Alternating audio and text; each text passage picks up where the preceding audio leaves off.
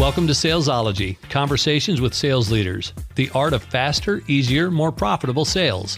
When you're ready to transform your sales for today's transforming market, we've got you covered with your host, the queen of cold calling and founder of Salesology, award-winning author, speaker, sales trainer, and coach, Wendy Weiss.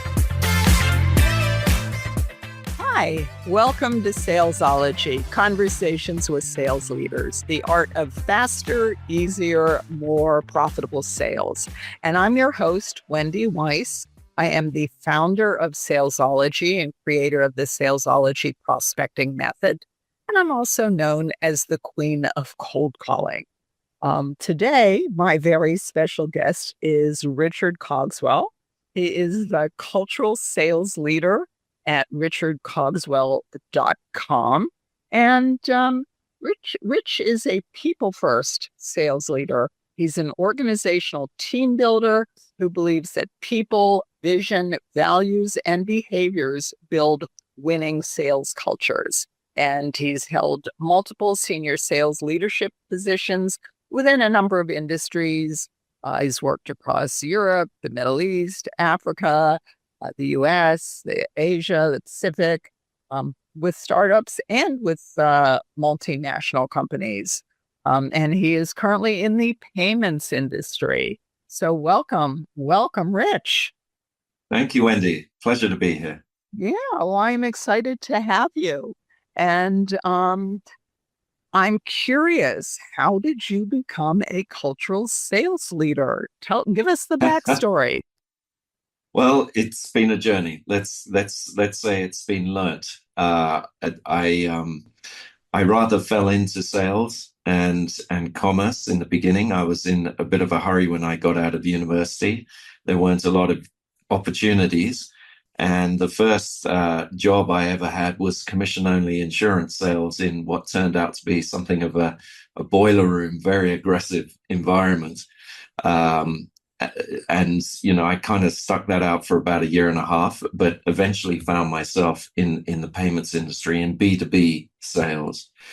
And that early experience sort of informed a great deal of, what I would come to learn to be servant leadership or that appeared to be my style, to want to sort of support others and to develop leadership in others. But again, my journey was very typical in the sense that I was promoted with no training. Had to find my way in what was a very different world from single contribution, which I was very successful at. Took me about a year and a half before I could even, muster the ability to ask for investment in myself. So I felt I had to sort of earn my stripes before I could get any training. And then the usual thing, you get some miles under your belt, you're asked to come into a company that perhaps isn't functioning, a sort of turnaround situation. And then 3 or 4 times in my career, I've also sort of set up customer bases from scratch and then built the sales teams that follow on from there. So how do you become a cultural sales leader? Well, as I say, it's a lot of learning. It's a lot of mistakes on the way.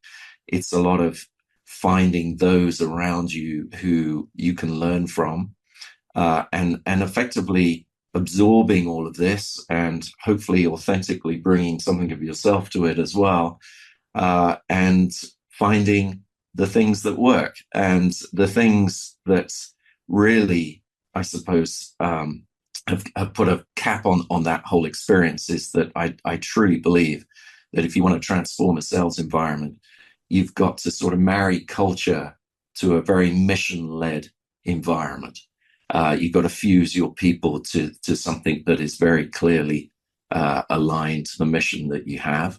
And within that, you've got to do some very practical things. You've got to know your business, obviously, where to focus, but you've also got to build a go-to-market and a sales plan that's sort of attached to that and sell that internally as much as you sell externally.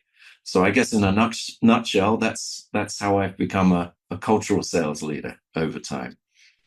Okay, so we will return to building the culture and the mission. But first, I want to ask you, because your story is not unique, of being promoted into being a great salesperson, and then being promoted into a sales management role without Yeah. any actual training. And I see Yeah. that a lot. And for 100%. some reason, uh, companies leadership often think that, one, somebody is a natural born salesperson, so they don't have to train them. And then two, they're a good salesperson, so of course they'll be a great sales manager. We don't have to train them. Can you speak Right. to the importance of training? Yeah, look, 100%. Just to touch on very quickly why it happens. I think it can happen for a lot of good reasons as well, right? In the sense that, it's conferring a reward on someone who's been doing well. It's good to show a group that promotion is possible as well. Um, there are some economic reasons usually as well. It's cheaper than bringing someone from outside, and you've already got knowledge and IP that you don't need to retrain, right? So you don't have to go through that sort of 4 to 6 months of someone getting on board and getting fluid in a role.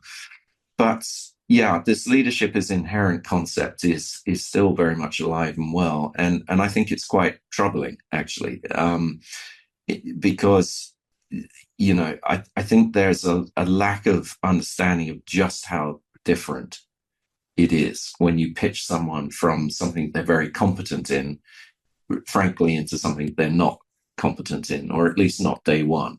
Or they may have some elements that they can cling to, but the problem with it is that, and I'll tell it from my framing, is that, the chances are you're not going to transform that environment, especially if you come from within it. So, you'll probably bring much of the same procedure that you've seen the previous leader bring to that role. You're probably not going to bring a lot of critical thinking as to trying to understand how to change emphasis or improve, unless perhaps there's a quality within you which wants to convey your learnings or your successes to others. So I guess that's when I first recognized that I had something that might be called servant leadership, in the sense that I was certainly successful at what I was doing.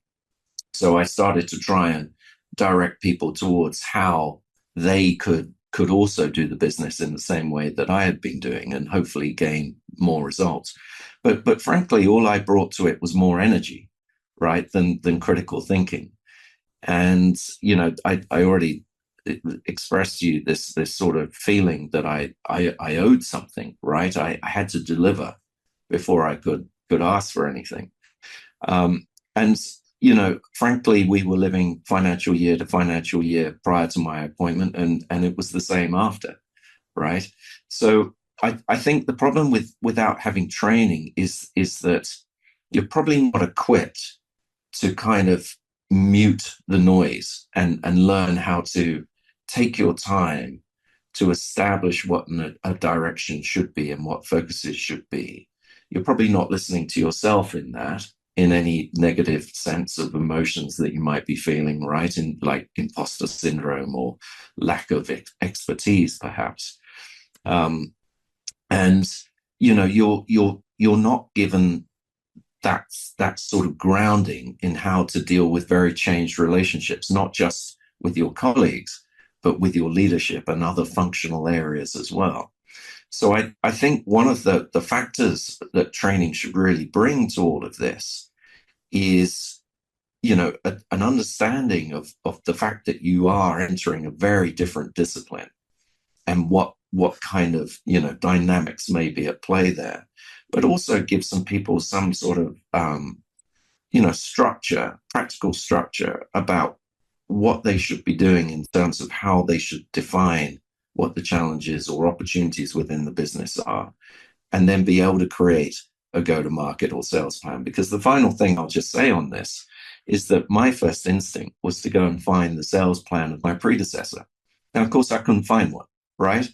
And over time, I've just been struck at how many organizations do not have a defined go-to-market strategy or a value proposition set or even perhaps a functional sales plan that underpins all of that.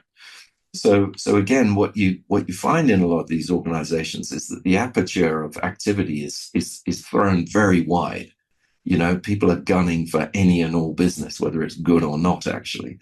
And if you don't have that sort of structured approach, you're not likely to focus in on getting more out of your priorities. And you're not likely to transform an environment beyond, as I say, financial year to financial year, pure survival. So, what are the differences between? I mean, I have my thoughts about this, but I want to hear from you, having lived it. Yeah. You're a salesperson, and then you're promoted. Yeah. What are the responsibilities that you have as that sales manager that are like brand new? You've never done them before, and you have to like get other people to do what you want them to do. How does that all Yeah. work? I think I mean, the first thing you've got to understand is who you've got around you and what motivates them. Because, as a single contributor, you know what motivates yourself, right? And I like to think of sales teams a bit like car engines, right? And you have large components and small components in there, but they're all equally expert in what they do. And it's designed to hurtle you towards your goal, right? Your destination. And that can be either an exhilarating ride, or it can be bunny hopping along and not so pleasant, right? But the key to that is that any one of those components could blow the whole thing out. And quite often it's the smallest components that break an engine, you know. And I think, one of the things that suddenly becomes apparent is that you're not responsible just for yourself anymore, right? And so you also then have to understand how your teammates are going about their businesses, how they're thinking about their businesses, because I think a large part of becoming a sales leader is conferring the responsibility on others to think creatively about their business and therefore the business, right? And that can be true of cross-functional areas as well.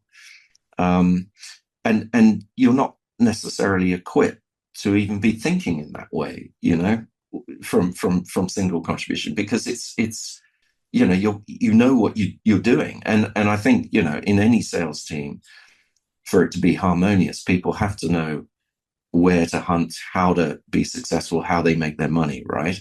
Now, you're suddenly having to corral all of that across the piece, but then you're also having to start to think strategically, perhaps in a way that you weren't before as well, because you're thinking about the wider business now, right? And the typical thing we all live through is that you're given the massive number and you've got to chart your way to achieving that or overachieving that, right?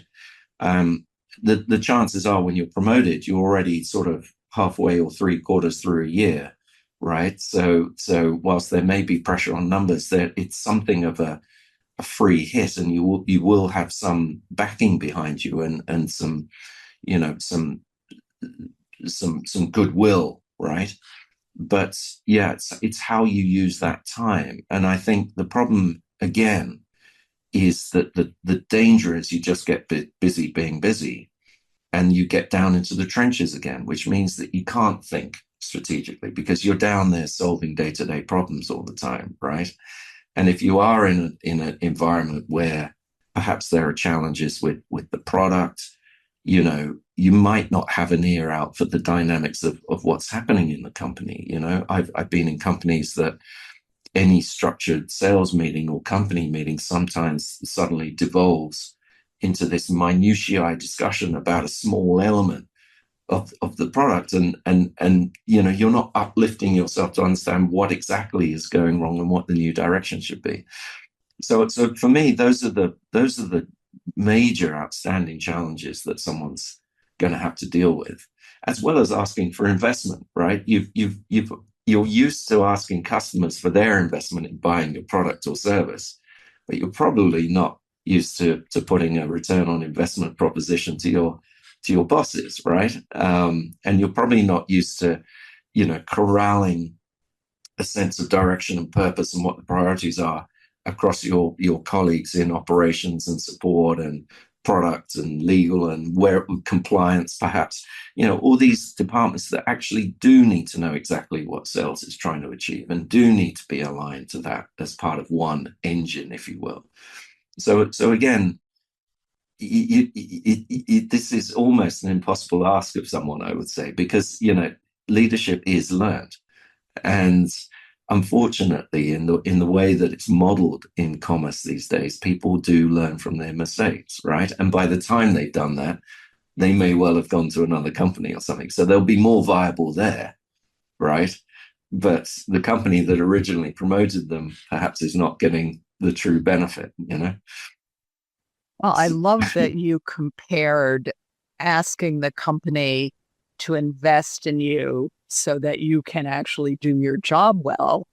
I love that you compared that to asking that prospect for the sale.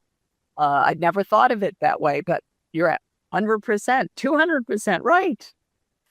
So, well, look, one thing I want to make really, really clear, because, when you start talking about culture, it's good to define exactly what you're talking about from the get-go, because there is a school of thought that culture is fluffy, and as soon as sales gets hard, or as soon as the company's not hitting its targets, then culture goes out the window, right? And what I'm very keen to underline is that the process that I'm advocating is a structural way to marry your culture to the ambition. And none of this is to diminish being aggressive in the market. None of it is to diminish being ambitious in the market. And just to illustrate that, it just so happens that the most culturally aligned company I ever worked with, that's had a sort of coaching and mentorship ethos from director above, also happened to be the most ambitious that I've ever worked with. And frankly, had 3 to 5 year horizon thinking going on beyond the financial year, which kind of locks people into that journey because they see success, they feel that they're growing, they feel invested in it. It's fun, because sales should be fun, right? absolutely. And people want to stick around for that. So ambition, sales, constantly selling externally and internally is all a fundamental element of what I'm trying to put across. Okay.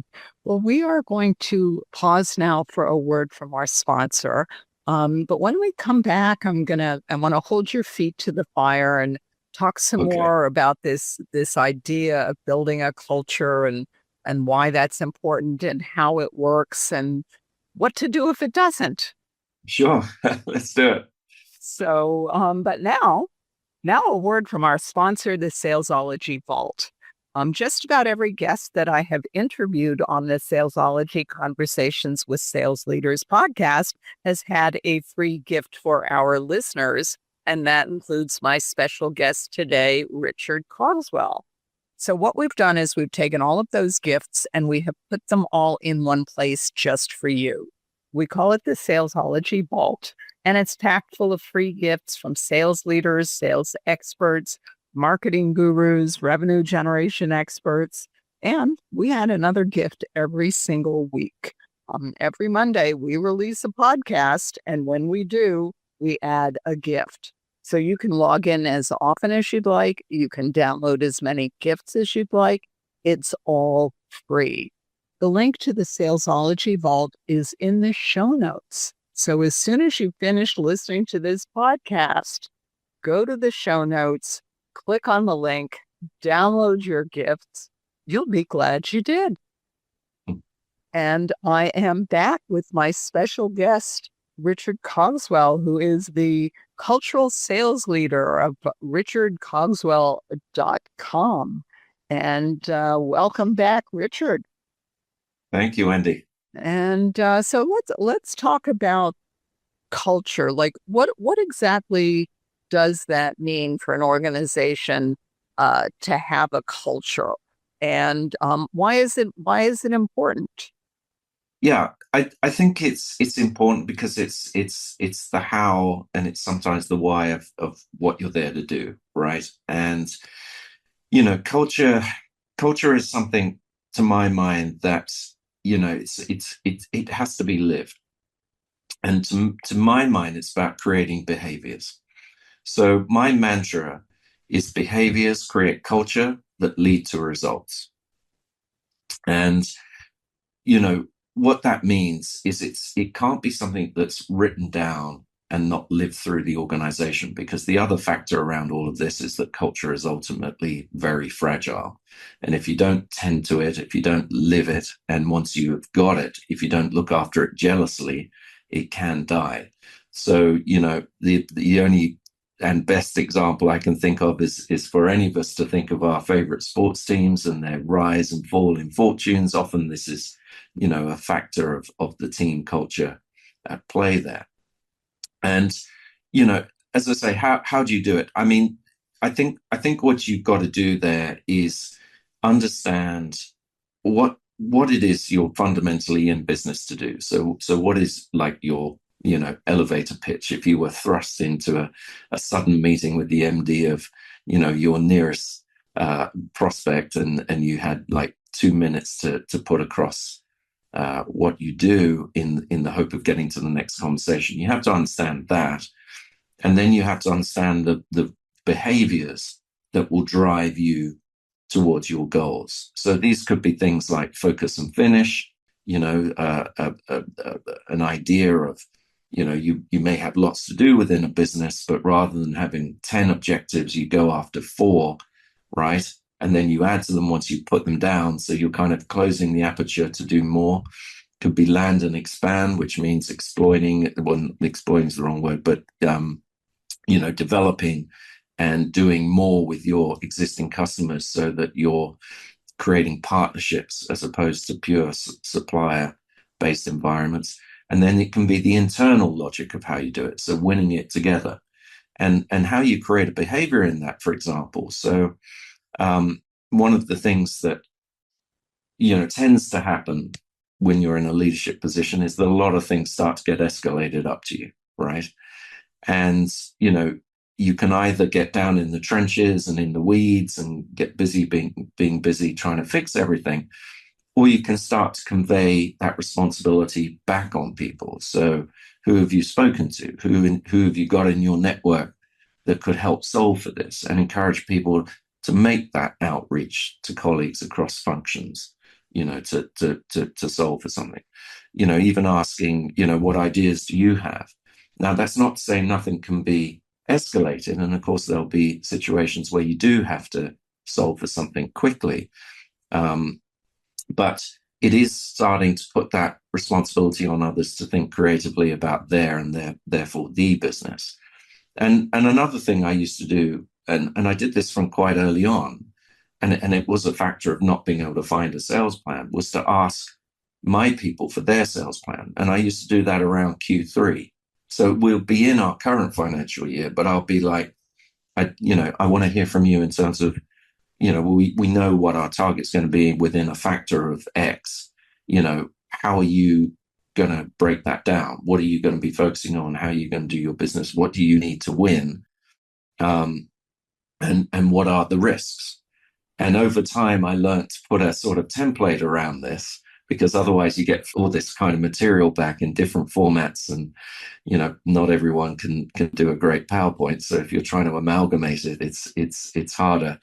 So I've learned how to put that across, and then inevitably, when you get the bigger number from the business, you've already got your folks thinking about things, buying into what they presented, and you can do that gap, analysis and that brainstorming of what else you need to bring to this, or that whole brainstorming about where are we going to focus to land the biggest punch early, so that we start to eat this number earlier.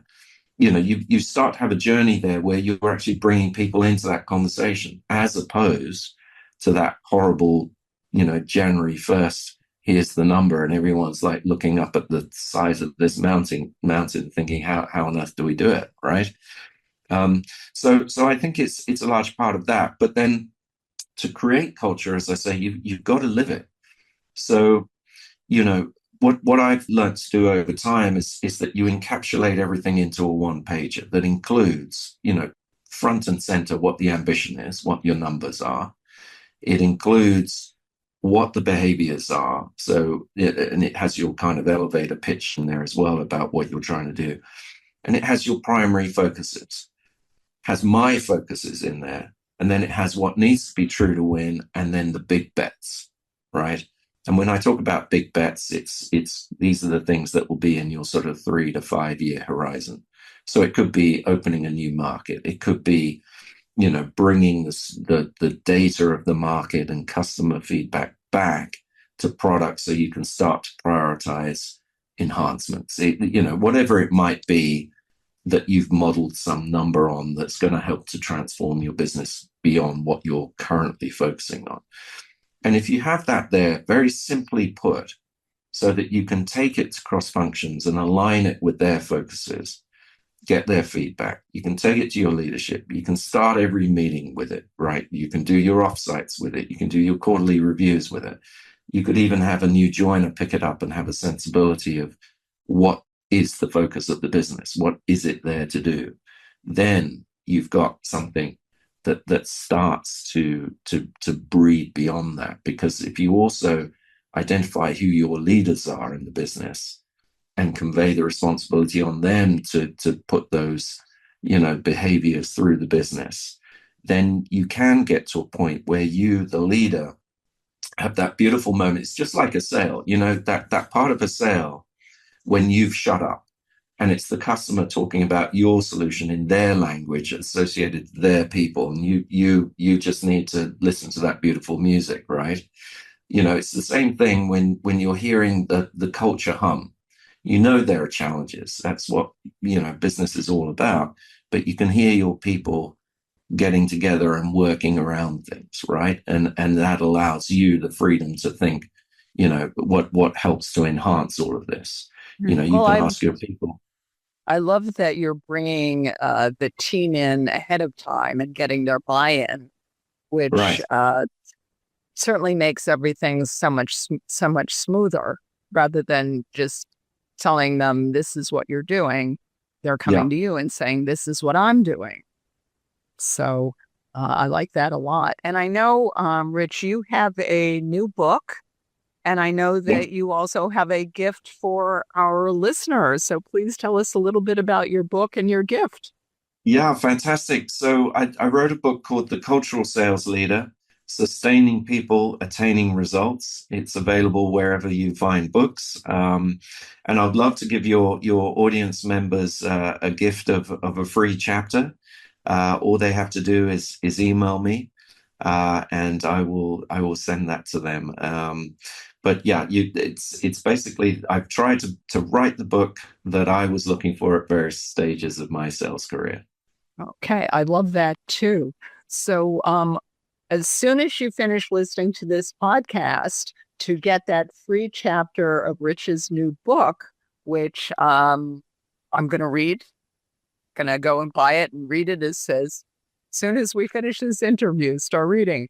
But the Rich's email will be in the show notes. So as soon as you finish listening to this podcast, go to the show notes, send Rich an email. He'll send you a chapter of his new book, and you'll be happy that you did that. And Rich, where can people find you? People want to connect with you. Where can they find you? Yep, they can email me, richardcogswell.com you've mentioned, but also please just link in with me. You'll find me posting a lot about these subjects and others that I'm thinking about as well. So yeah, please come and get in touch. Okay, wonderful. And again, we are going to put Rich's LinkedIn profile, the link to Rich's LinkedIn profile in the show notes. So as soon as you finish listening to this podcast, go to the show notes, click on Rich's LinkedIn profile, and connect with him on LinkedIn. And you have been listening to Salesology, Conversations with Sales Leaders, with my very special guest, Richard Cogswell, who is the cultural sales leader at richardcogswell.com. And we've been having a great conversation about building culture within a sales organization. And if you found value in listening to today's podcast, then please think about one business leader, one sales leader, one business owner, an entrepreneur, somebody that you know that you think would also find value in listening to today's podcast. And please do share the link with them. And until we meet again, visualize yourself surrounded by cash, really large bills. You've been listening to Salesology, Conversations with Sales Leaders, the art of faster, easier, more profitable sales. Be sure to follow so that you don't miss a single episode. And while you're at it, please leave a rating and review, and be sure to share it with your friends. Tune in every week for more exciting insights and wisdom on transforming sales. And until next time, visualize yourself surrounded by cash, very large bills.